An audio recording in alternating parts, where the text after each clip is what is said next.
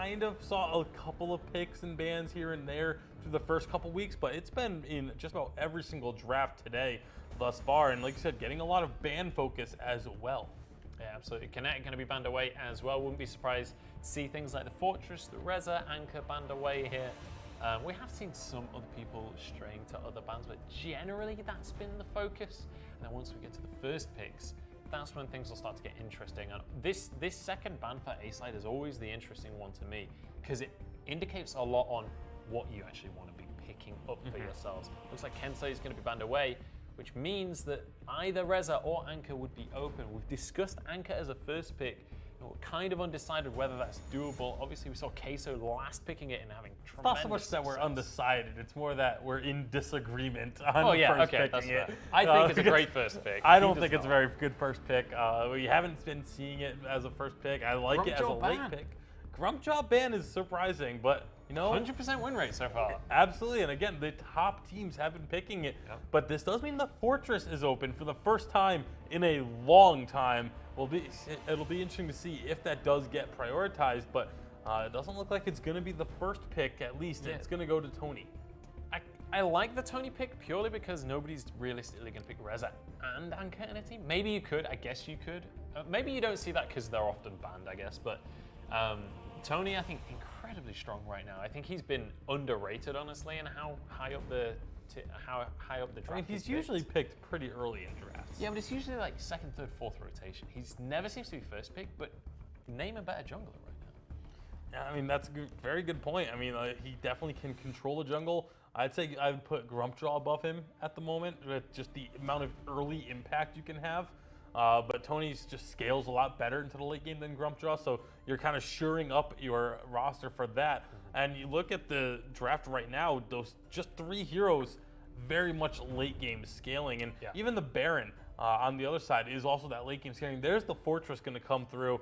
I was, again, almost surprised to see it get this deep into the draft before Fortress gets grabbed. I was expecting it in one of those first 2 rotations. Yeah, I'd love to see Vegetable Juice round this out with something like a Finn and a Gwen, something like that. You've got a big, beefy, tanky frontline as your captain, and then something like the Gwen, just to round it out, have your weapon power carry, like a Vox would work too. Just something to be dishing out that major weapon power damage. I would say that would be an incredibly balanced composition for the current meta. Yeah, I mean, it would definitely work out for them. It could be, I could even see something like Skye fitting into that role as well. Skye as well. Because then you have that extra mobility to go along with it. Finn is going to be the pick up here. So both sides going very heavy on the survivability and the durability of their compositions. I mean, Catherine, Finn, and Tony, all 3 of those are incredible defensive heroes that can also engage a team fight as well. And then they're going to round out their composition with Skye.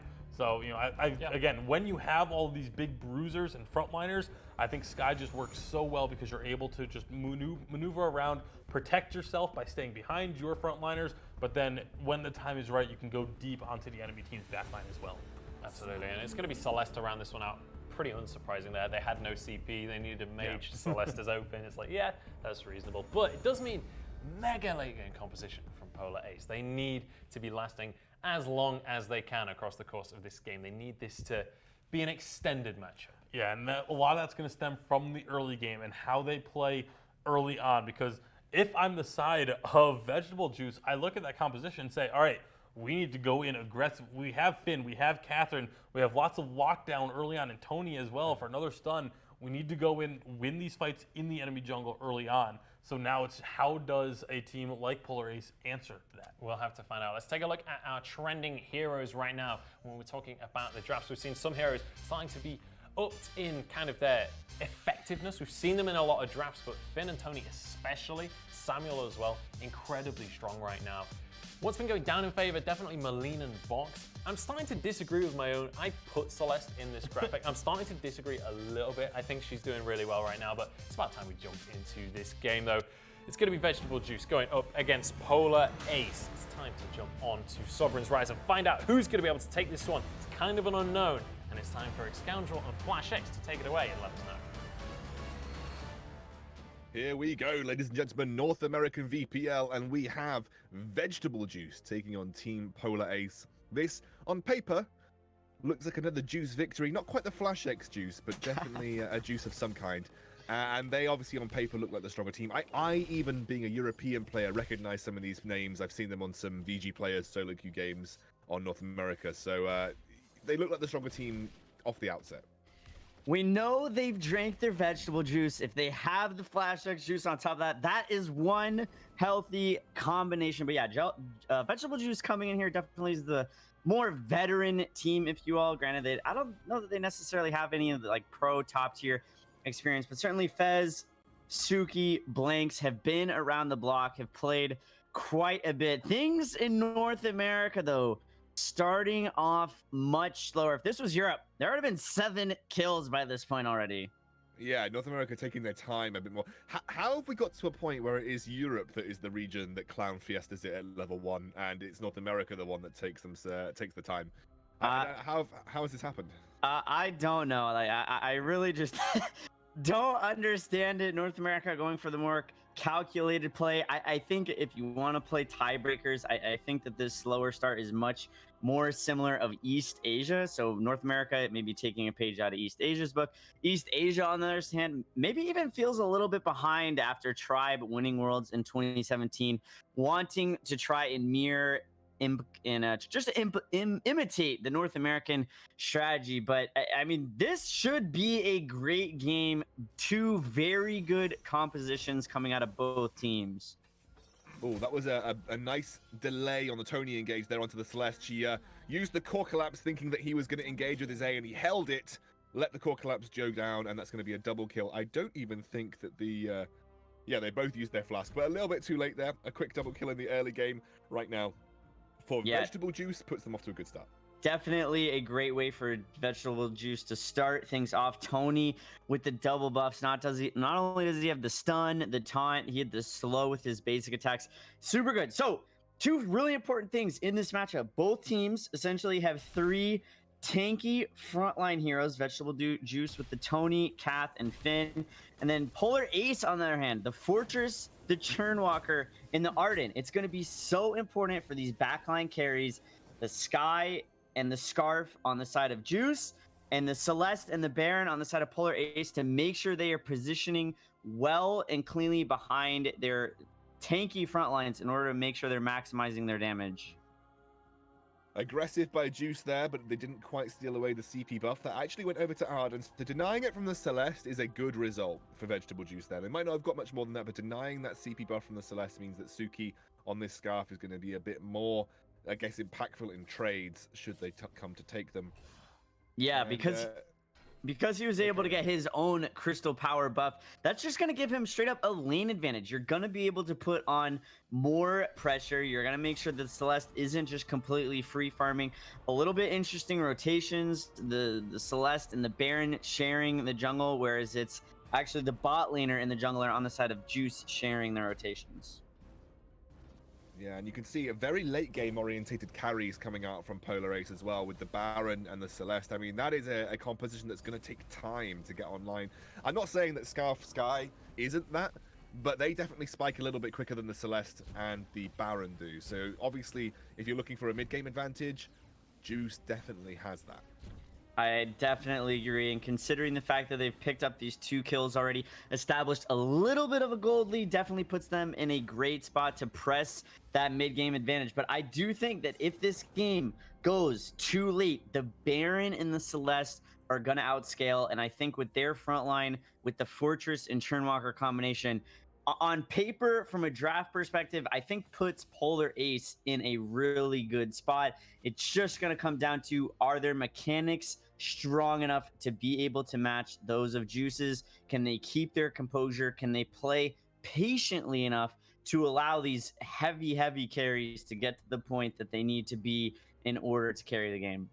You also need to watch out for blanks on this weapon power Sky. If there is one thing that the Celeste is going to be weak to, is that dive power of the weapon power Sky, especially when she gets that 3-item build, can be very difficult to deal with.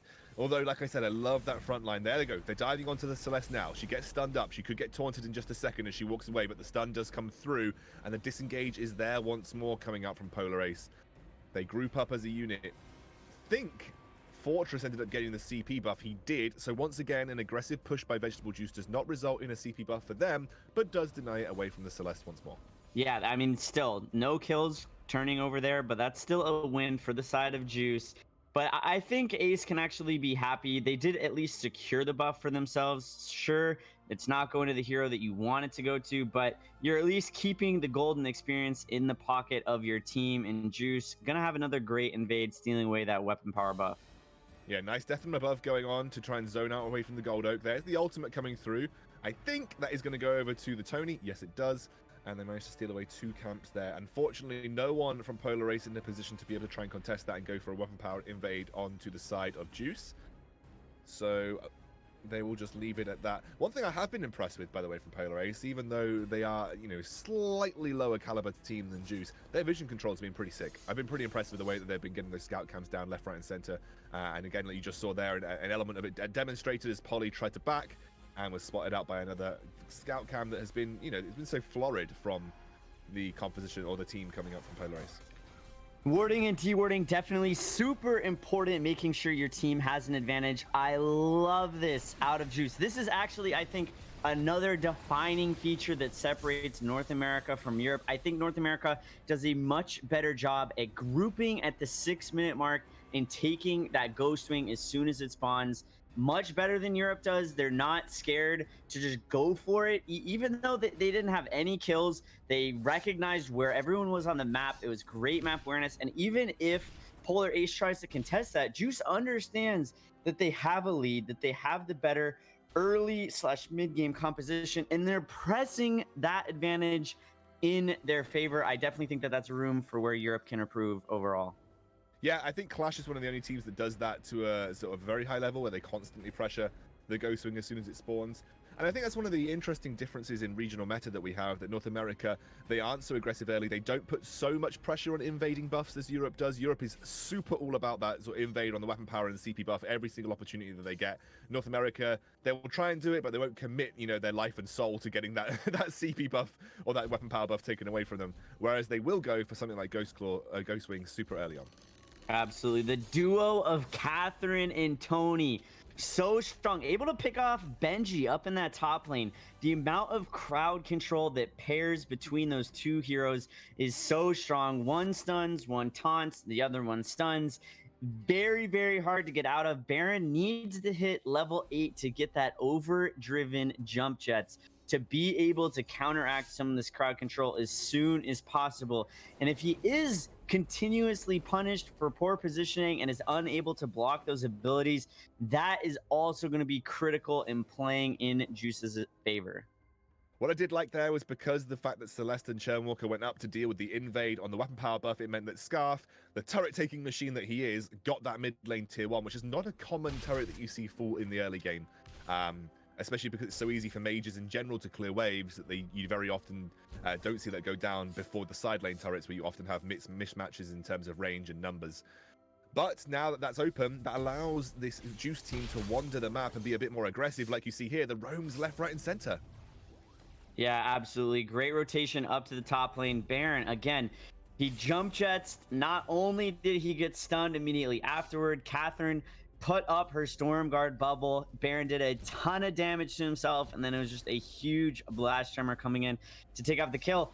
And Juice putting themselves in great position. They have all the tier 1 turrets in every single lane. That's going to open up the map tremendously to enable them to rotate across the Sovereign's Rise, just playing fluidly as a team, especially as the Ghost Wing getting ready to come back up. They're already posturing for it, trying to lock down some map position because they understand and know that it's coming back online, and they are going to want to take it as quickly as possible. Looks like they're going to go straight for it. However, Polar Ace, well, I thought they were maybe grouping for it, but it looks like they're just going to try and clear that mid lane wave. This should go over. There might be an ensuing team fight. We'll have to keep our eyes on it. Polar Race are definitely trying to get in there. The Baron ultimate does come down, lands a good amount of damage. Here goes Blanks. Great death from above. It's actually going to separate out the team from Ace, who managed to pull it in, but there is the Fin Hook. Having seen the Crucible, Scarf is going to toast them like an oven, and this is Polar Race getting very heavily heated up right now, and they can't actually contest this Ghost Wing. That was a really nice pull off the back of that Crucible that was lit up from the death from above. Yeah, great stuff out of the side of Juice. They're up 6-0, 5K gold lead. Slow, methodical, very well calculated. pressing small advantages, building up their lead over time. Great split lane push right here. Polyphemus and Blanks in the bottom lane. Elusive doing what he can to try and contest. I don't know if it's going to be enough, though. No, I don't think so. Elusive is going to go down, and that's going to be another dive that's gone in the favor of Vegetable Juice. The first kill of the game goes over because Fez a little bit aggressive on that tier 2 turret in the mid lane and unfortunately can't convert. Vividry now coming down to the bot lane, trying to not give away that this team is in his reinforcement, but unfortunately they will be pieced out very quickly as Banks and Polly kind of understand what's coming and back out. Yeah, absolutely. Things looking pretty good for the side of Juice. At this point, they just need to make sure that they continue to stay grouped. I actually really like how tight Ace is playing. They understand that they're behind, and in order for them to try and come back into this game, they need to find those numbers advantage style engagements where they can pick up a few kills and start to reduce this lead that Juice has built at this point. But with Juice picking up the advantage in this engagement, I do not think this is what Ace wants at all. No, unfortunately, Ace one and Tony ultimate that's going to push Bay back, and Churnwalker, not the target you want, but it has isolated Celeste, which was the important part, and Blanks is going to do what a Weapon Power Sky does best, and just decimate that Celeste. You can see Benji in the top lane. He's not interested in team fighting right now. He just wants to split push and farm. However, Juice look like they could be heading up towards that lane, maybe even going for Black Claw if it does not result, and that looks like what they're going to do. Look at this. Not afraid to just commit to an objective like this, and Black Claw at this point in the game pretty easy to take given that Juice is so far ahead. This is getting smelted, absolutely melted right now, and then despite the scout cam going down, they're not going to be able to contest it. A decent Celeste ultimate attempt, but unfortunately for Polar Ace, that's a Black Claw unleashed in the mid lane. Too little, too late from the side of Ace. Definitely gonna need to make sure that they stay coordinated during this Black Claw push. They need to communicate right now exactly how they want to execute this. If they have really good map awareness, they should understand that both the Sky and the Catherine are separated from this team fight and try and use the numbers to their advantage. Yeah, this is something that we see quite a lot, split off Black Claw. I don't like it at all. I really don't like splitting off Black Claw unless you're planning to play a siege type game.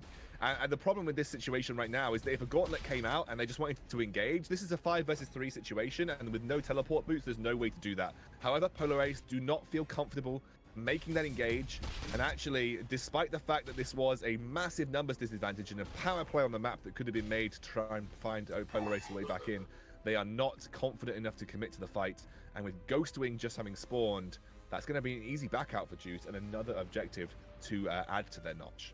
Yeah, I definitely agree with you. Not a huge fan of the split pushing. Unless your lanes are already pushed and you're already able to impact the map in a meaningful way such that you're dealing damage to those turrets, I don't like split pushing at all. I think that that's definitely an area of improvement for Juice to try and work upon. They are hungry for more kills right now, though. Yeah, and Celeste gets taunted up. She's dead. No way she survives that. Bay now gonna be roasted by this scarf. Celeste, rather Sky picks up the kill at the end here. This should be a push in through the armory. I don't see any way of Ace actually contesting this. They've only got 2 items on their Baron. Looks like Blanks is not done just yet. He's trying to get a big bit of damage down, but he's going to be able to use the Suri Strike to back away. And this should be a finish of the game by Juice. A very quick 14-minute win. The Juice is loose, putting their first win here in game number 1 up on the board. What I thought was going to be, more of a prolonged game, they just quickly turned things on. Very coordinated in their objective. They understood that they picked up those 2 kills immediately onto the Vein Crystal, wrapping things up. Yeah, indeed. We're going to pass it over back to the desk, and they can break that one down a bit further. All right, what a game coming out in the end. It was fairly close between these two teams, but for a bit. Well, it was fairly close for a little bit, but it was definitely not a particularly clean game coming out. Like it felt a little bit discombobulated among the two teams, but going one-sided towards the end of the stages of the game. Yeah, I mean, it's one of those situations where, yes, Vegetable Juice got the win. They looked strong in the end, but if they play like that against Nova, against Tribe, against even Liberation X, maybe you don't know if it's going to be Nova or Liberation X, but if they play against one of those other top teams, they're not going to get very far. So it's one of those situations where, yes, they looked, good in getting the win, but you could look better. and you're going to have to look better if you want to be contending with the rest of the field. One thing that did look incredibly good for them, though, was their draft. Their draft was Absolutely nigh on immaculate. Like, I had very little criticisms of their draft, and I want to see them managing to repeat that coming up into the next segment as well, into the next game. Sorry. Polar Ace, though, definitely some maneuvering to do. I think it's fair to say some things to sign up, especially once it got to the mid game. Kind of just being on the same page, knowing what you need to be achieving. Like, are we trying to pressure Black Claw? Like, are we split pushing here? Are we grouping up to fight? Just making sure that everybody is on that, singing from the same hymn sheet, essentially. And not only that, but just choosing your battles. There's one moment that stood out to me where it was Arden tries to 1v1 Sky, who's already got a massive lead, ends up having to blow the gauntlet just to escape that fight. And like, that's a massive that's a 2-minute cooldown. And you're just blowing it because you tried to 1v1 a carry who's got a lead. And this little decisions like that are things that you really, really need to clean up, and you need to clean up in a hurry. Yeah, let's take a look at the bracket. This is where we are playing here today. We're currently in Vegetable Juice versus Polar Ace. The winner will move into the quarterfinals, and their opponent will be either Nova or Liberation X. That's going to be our marquee matchup coming up a little bit later on. But we're going to be jumping back into Vegetable Juice versus Polar Ace. But before we do, I want to talk a little bit about the top teams we have here in North America. Now, Bacon, me and you disagree slightly on our power rankings here. Do you want to talk me through yours first, and then I'll rebuttal with mine? I mean, we agree on who the top 3 teams are. It's just a matter of where they get placed. I've got Tribe at the top because we've at least seen them be dominant here today. We saw them win the EPL very convincingly as well. This is a team that on paper should be the best team out there. Vision, we both agree, is the second best team. You look at this Vision roster, it's part of the former TSM roster, and it's also the old 3v3 Vision Gaming roster. That's what has me most excited about Vision. Then Nova, it was kind of a tough decision between Nova and Vision for me for second and third, but ultimately because of just the pedigree of the members of Vision that were on TSM, I feel like they have to be the number 2 squad because they have that preseason performance backing them up. Okay, so I'm going to disagree with you on Tribe and Nova here, because Nova right now feel like a team that's kind of hotting up. They feel like a team that currently are building up. We've had a little bit of a hiatus, but every player I talk to is scared of Nova. Every single team that I talk to, Nova is the team that people are nervous about.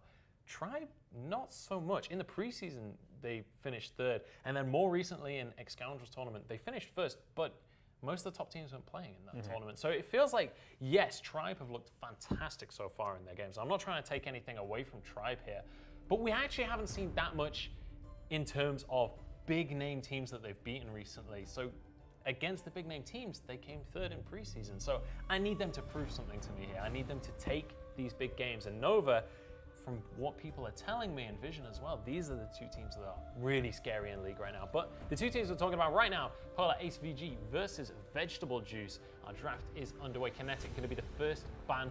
It's a pretty standard starting off ban, and that's going to be answered with a Kensei as well. Yeah, so the 2 big carries taken off the board, these are the 2 that usually get left open as the toss-up of which one do you want to take. And so now, again, bans can go really any direction. We could see the Fortress, we could see the Reza. There's a lot of different options available for the bans. It all depends on who you want to be open to you for your first pick rotation. Yeah, absolutely. Churnwalker ban is definitely a curious one. We've seen a lot of Churnwalker today, to be fair, but it feels, even if it's impactful, it doesn't feel like necessarily ban-worthy, unless maybe Gabe Bizzle's playing it, I think, or Flash perhaps as well.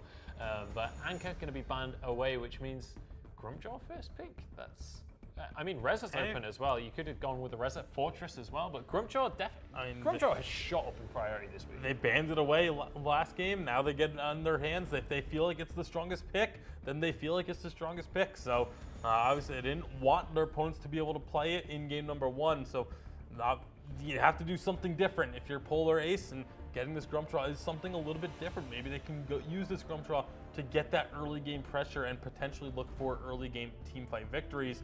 But they need to do something different from game 1. And so I would like to see them actually draft around this Grumpjaw and go for another, very early game focused, very pick potential heavy type of hero the Anka is available. Could be building a composition around her, looking to get her online early. Yeah, absolutely. Fortress going to be locked in here. So far, just very strong picks. Going to be starting this off. Celeste Pilot hovering the Scarf against his own name. Celeste is available, buddy. It's in your name. I feel like you should just go for that. Scarf is going to be the lock-in. I mean, Scarf, obviously, very good pick, being serious. But Lance is going to be hovered as well. Lance seems like an interesting pick here, not because he's not good, but because I feel like things like the Arden are just outright better right now. Well, I would say it's better if certain heroes aren't on the board. There are heroes that Lance just does exceptionally well against, but none of those are picked right now. So I definitely, at the moment, I think Arden would have been a much better pick. Samuel, Lance does pretty good against Samuel. You can body block a lot of his shots coming through, but there's going to be the Arden that you were alluding to. But without having stuff like a Scarf or a Sky or other heroes where you can body block a lot of their damage, I feel like that's where Lance really excels. And so he's a much better pick later in drafts once you've already seen what your opponents are bringing to the table. But the fact that they went from this early with only knowing Tony and Fortress, neither of those two are really shut down by a Lance. Maybe we're about to be shown that maybe Lance is a pocket pick for one of these guys. That's very possible. Obviously, like we've been saying, these guys, a lot of them don't have a huge competitive history. So this could well be the pocket pick coming on through. We could see something amazing come to our screen. It's going to be Vox and Lorelei locked in to round out Polar Aces composition. We did see Lorelei do exceptional work earlier today, but that was with a player that was playing incredibly aggressive with Tricky. So we'll see if anyone on the side of Polar Ace matches up with that level of aggression we saw earlier to really take advantage of the Lorelei and all that she can bring to to enabling a carry. Yeah, absolutely. On the other side, though, it feels like Vegetable Juice, they have a very aggressive composition themselves. They've got Fortress, Arden. They have so much hard engaged to be able to force these fights. The carries just need to follow up on that. They can really make these team fights happen. If they can execute that win condition, that's the beauty of an all-in composition is if you can just force that all-in and you're all on the same page, it's a very easy win condition to pull off. Yeah, absolutely. But it's also a very risky win condition because if you do go all in and you don't get the kills you're looking for, if you go all in and Lance Githian walls your entire team into a wall, you're now in a whole lot of trouble. So you have to play it right and you have to play it aggressively, yet with a hint of caution in there. I'm not convinced by the Lance pick. We'll see if it's going to be enough to stop this, but I don't think it will be. It's time to jump into game number 2 here. Vegetable Juice against Polar Ace. 1-0 to Vegetable Juice. We'll see if they can turn this into a 2-0 in a moment's time. Welcome back, ladies and gentlemen. We are into our second game here. Polar Ace swapping over a couple of heroes this time, Flash. Looks like it's going to be Polar Ace taking the Scarf, running the same skin, and it's actually going to be Blanks running on the Baron. Yeah, definitely some great drafts coming out of both of these two teams. They're still pretty much using the same strategy. 3 tanky frontliners, 2 hyper carries in the backline, Blanks on the Baron, Suki on the Samuel. I am going to have to give the draft this time over to the side of Vegetable Juice. I like it a lot better. I do think Ace has room to make it work. Particularly, I do think that they have a stronger early game comp to where if they can stay grouped well enough, communicate well enough, they might be able to find a little bit of an opening to try and make it work. But I think as this game goes, as everyone starts to scale, Samuel and Baron together with the Fortress in the front line is going to be very hard for the side of Polar Ace to try and deal with.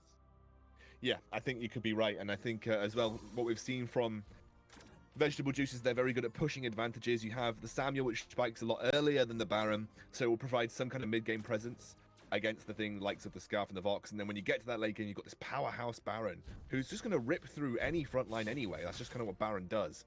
And then obviously if he gets a jump onto the Scarf, he's going to get blown up. And there's only the Lorelei for protection. It's not like they're running multiple protectors here. It's just the Lorelei. So that ultimate has to be used at the crucial time if you want to see a successful team fight from Polar Ace. And the question is it really even a protection Lorelei? She started with 2 crystal bits. we've seen a lot of players and teams utilizing these top lane utility style heroes. And while Lorelei can be played as a utility hero, she started with quite a bit of damage, relatively speaking. So she might not even be going for the traditional pulse, weave, storm, crown, crucible, etc. style build that we're so used to seeing. Yeah, the thing about going CP Lorelei, in my opinion, is that it's great in an isolated 1v1 scenario. I just think it kind of sucks in teamfight situations because you have such small area of effect damage and you're all about those basic attacks. Why would you just not run a basic attack? You know, more sort of a better basic attack focused hero. The only thing I can think of that going the double crystal bit will help with is that you have excellent wave clear in a 2v1 scenario. Yeah, I definitely have to agree with you right there. All right, we're 3 minutes in. No kills yet, but these two teams posturing like they're ready for a team fight. Oh, baby, it's going to be Samuel getting that CP buff. Blanks overextending, but manages to get away with that healing flask. And right, oh, big impale, big Githian wall. Suddenly, Ace are pushing things back right now. And Benji, the madman, does some insane work, but they've got to get through Suki. There's a really, really nice stun onto Suki now. And Bay is going to pick him up. What on earth happened here, Polar Ace? What a big play. That is huge for them. That's exactly what I was talking about. Their early game, so strong. This is their window of opportunity to try and capitalize on it. Grumpjaw, this living armor buff that he got in 3.6 has really made him so strong. He started off that last team fight going in, applying the Dragon's Blood contract onto 4 of the members of the side of Vegetable Juice. And Ace, Polar Ace, just absolutely punishing them for their over-aggression. Yeah, wow, look at this. 4 kills to 0. The gold lead not amazing right now, but 1,000 gold is nothing to sniff at. And Juice, I mean, I just guess they weren't expecting it. I just thought they thought, well, we crushed them so hard last game. I mean, they're not going to be able to match us mechanically at any stage in the game. And they underestimated Benji's lance. What a setup for him. And a good way to give his team the platform because they now have some minor advantages in terms of weapon, in tier 2 items. Not much to sort of write home about, but some minor advantages. Yeah, absolutely. And Benji on the lance in that big team fight was absolutely pivotal.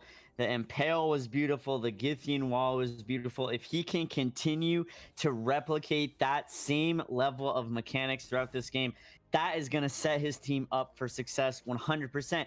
And that's something that Vegetable Juice really needs to just respect. They need to understand that they have to be positioned better. They can't all group up like that because in these tight spaces with so many walls on the Sovereign's Rise, you can get punished so quickly.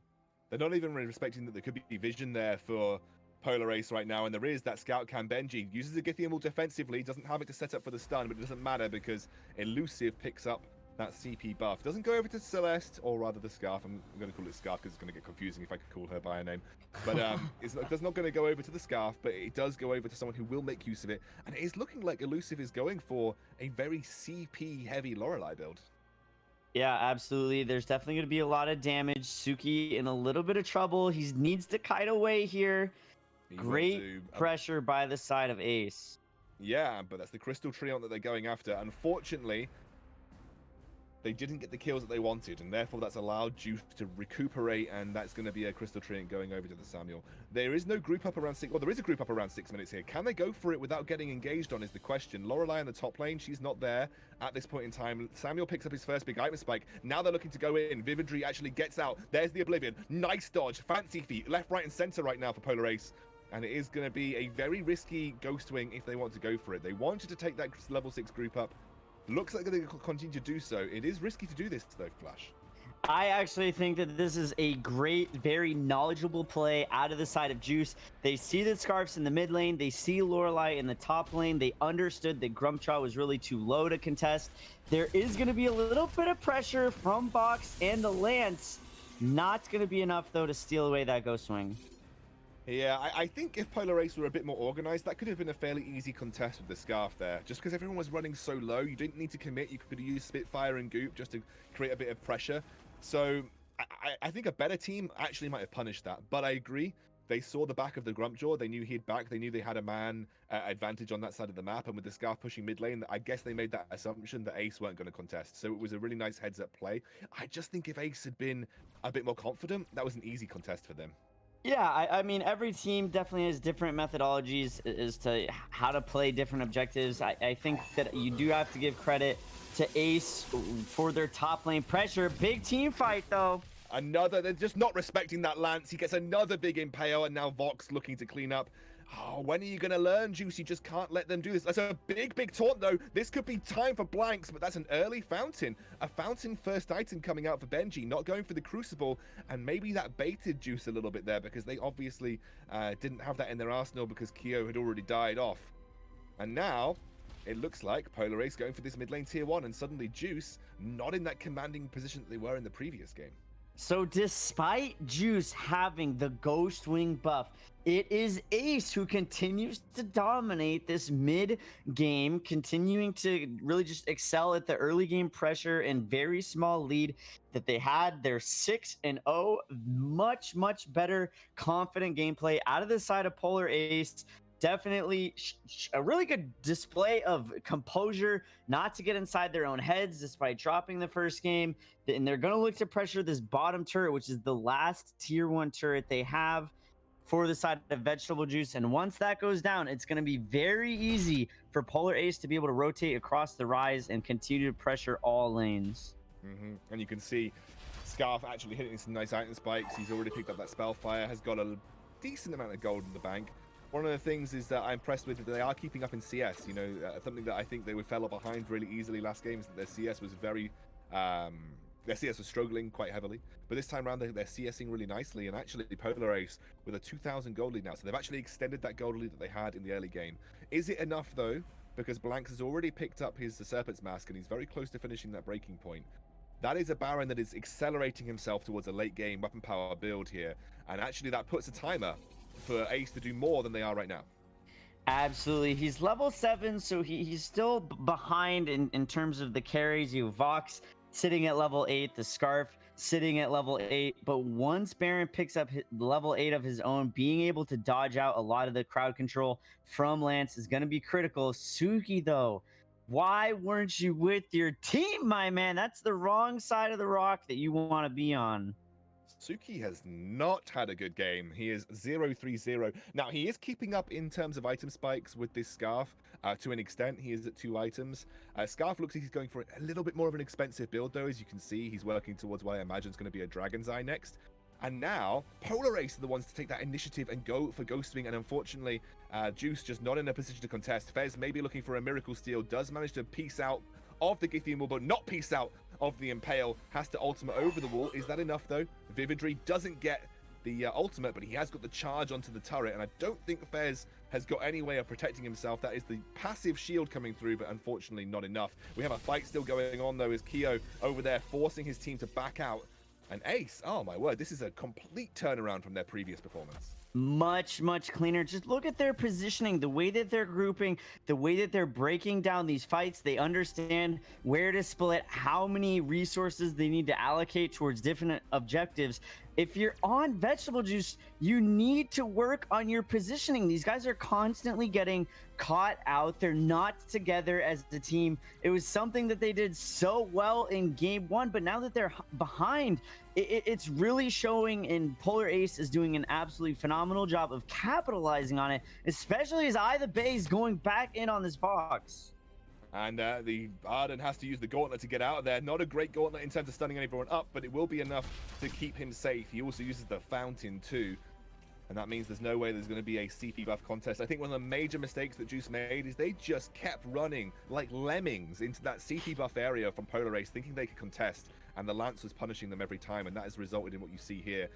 One of the only issues that I have this game is that the CP Lorelei, I feel, will be a weak point for Polar Ace. I just don't feel that front line is going to be good enough versus a Baron as this game scales up. I think that's a really good point. We said it at the start of the game. It's going to be up to Vegetable Juice to play this patiently enough and allow their carries to scale. I do think that Baron can completely take control of this game. But if you look at Vox on either Bay on the flip side of the coin for Polar Ace, sitting at 5-0-3 is exactly what he needed to accomplish in the early game and mid game. And he himself might be strong enough to just put the team on his back Yeah, I probably agree with you. I don't think the crystal heavy build on Lorelei is the right direction that Elusive should have gone. But if he's just in the back line throwing out stuns, throwing out slows, and he drops a water wall into Vox, that's going to be something that can really punish Juice. Big team fight opening up here. That's huge damage from the Samuel. Forces up the early fountain. That's a kill. Right now, the first kill of the game. Unfortunately, Scarf turns around. He burns Tsuki to a crisp. But Blanks is the one that you've got to worry about. Those breaking point stacks are starting to hurt. He's going to get a triple kill. Suddenly, this Baron's online. And right now, Juice managed to find a huge comeback fight. That is huge for Juice. Definitely going to turn their attention straight on to Blacklaw now that that's online. Blanks, he started that fight off beautifully, building stacks, and as soon as he felt like they had ramped up, he jumped in, went straight onto the Vox, which is essentially the critical point for the side of Polar Ace, and was able to get his team a really nice team fight. They're going to secure Blacklaw, Polar Ace, almost with a big steal right there. That would have been absolutely huge if they could have secured that. Gonna be interesting to see how they execute this Blacklaw push, though, with Blanks on that Baron going into the top lane. Yeah, it's something that I do have a little bit of an issue around, but it is just that first tier turret that they're working on. It's not huge. That's a big ultimate. Hits 5 members. That's hard to do as a Baron sometimes.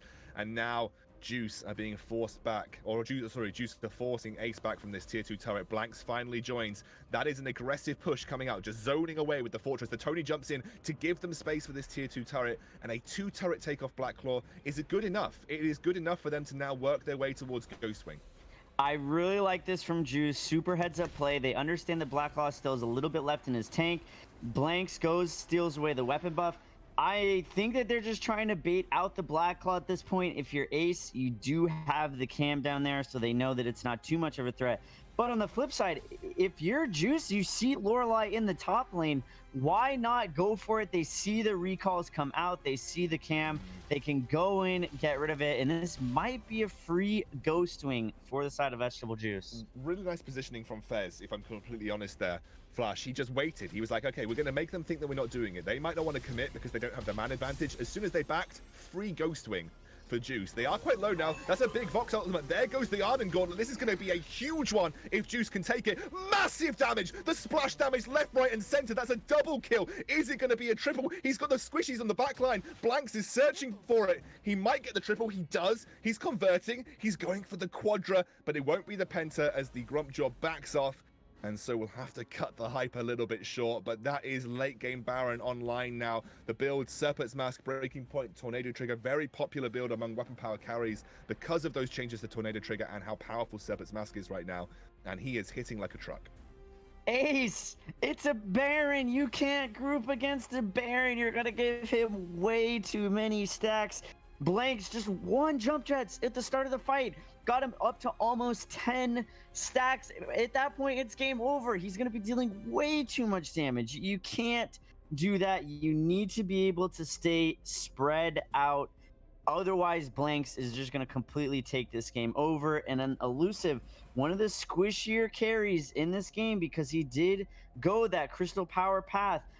Also going to enable Blanks to build up stacks very, very quickly. They're going to melt straight through that backdoor barrier like it's butter and be able to continue to rotate this game, swinging back into the favor of Vegetable Juice.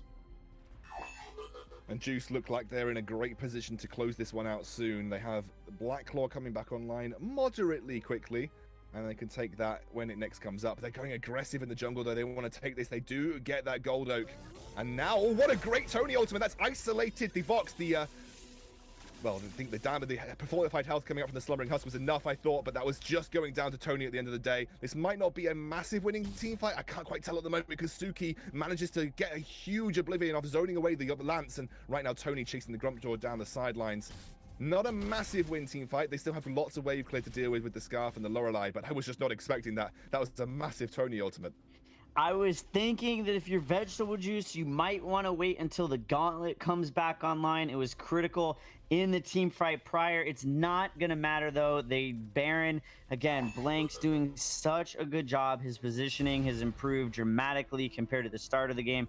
And now that he does have those big, big items online, he is shredding through Polar Ace is gonna be very hard for them to be able to contest this Black Claw capture.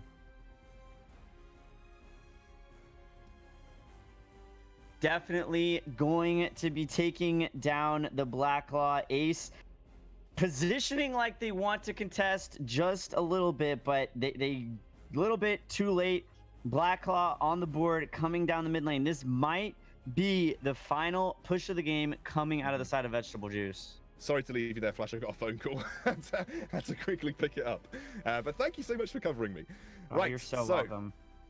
Here we go. Juice pushing down towards this armory turret. The Black Claw will do the initial damage. There's the siege coming out from Samuel. It's starting to look good. Black Claw working with that ultimate. That's a great Tony ultimate. Absolutely isolating the Vox. And he should be a quick target for the rest of Juice to clean up. Suki actually pretty low here. He has to be really careful. Kiting back against the Grumpjaw. Grumpjaw's damage isn't really insane at this point in time. And really, Blanks is the one that you've got to worry about. There are those big chunking auto attacks coming out from the Baron. And while the rest of the team tanks them up, Blanks is building stacks left, right, and center. This might not be an easy win, though, because the Scarf ultimate is going to start to really hurt. And Blanks right now has run out of front line. He has to start getting towards that back line with that Samuel. That's a couple of hits. One more hit onto the Scarf should be enough. He just needs to get another jump jet onto Elusive, who does not have a tanky build at all, and should be an easy pickings for him.